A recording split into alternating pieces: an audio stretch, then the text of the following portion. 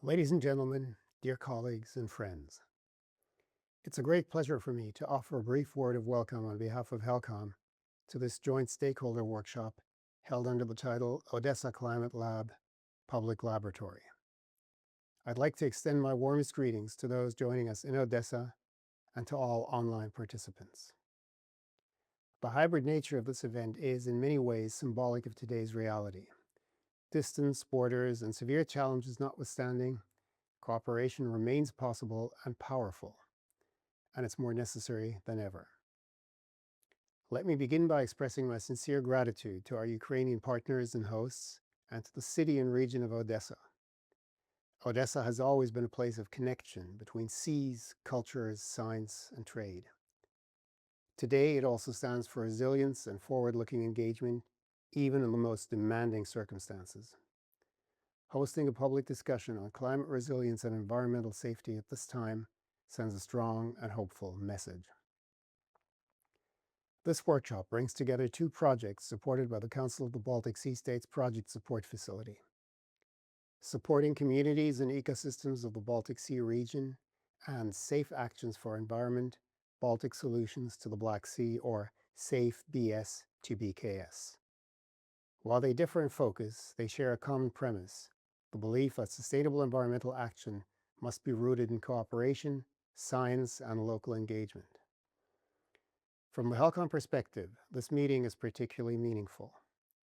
The mandate of HELCOM is to protect the marine environment of the Baltic Sea, and our central policy document is the 2021 Baltic Sea Action Plan, or BSAP. It's marked by an ecosystem-based, science-driven, and cooperative approach. For decades, the Baltic Sea region has accumulated valuable experience in jointly addressing complex environmental pressures: climate change and hazardous substances, eutrophication, biodiversity loss, and legacy challenges such as submerged munitions, to name but a few. The SAFE BS to BKS project, of which HELCOM is a partner, is an excellent example of how this experience is being shared beyond the Baltic Sea region, in this case with the Black Sea and Ukraine in particular. The project directly contributes to our work on hazardous submerged objects, including the implementation of best environmental practices and risk-based management approaches.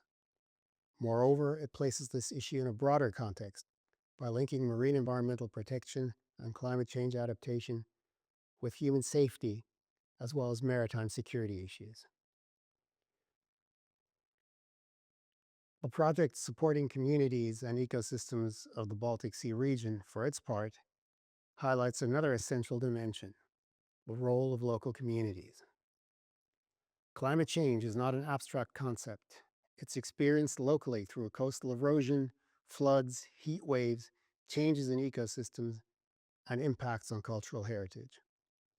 Community labs, such as the one you're launching here in Odesa, empower people to translate scientific knowledge into local action, drawing also on local traditions, cultural identity, and lived experience. I'm therefore very pleased to see that the program of this joint workshop combines scientific expertise with local knowledge and policy dialogue with public participation. But discussions on climate risk mapping for 2025 to 2050, on environmental impact assessment of submerged munitions, and on cultural approaches to adaptation reflect exactly the kind of integrated thinking we need. Risks do not occur in isolation, and neither should the solutions. For HELCOM, cooperation with partners beyond the Baltic Sea region is never a one-way street, but always an investment in shared learning. Climate change, pollution, and environmental risks do not respect regional boundaries. By connecting the Baltic and Black Sea regions, we strengthen both. Let me conclude by encouraging all of you to use today's workshop as a space for open dialogue between scientists and decision makers, between communities and experts, and across regions. The interactive format, including tools such as the Mentimeter session, is more than a technical choice. It reflects the inclusive and participatory spirit that modern environmental governance requires. I would like to thank the project teams, the CBSS Project Support Facility, our local and international partners, and all speakers and participants for their commitment and enthusiasm. I wish you fruitful discussions. Thank you very much.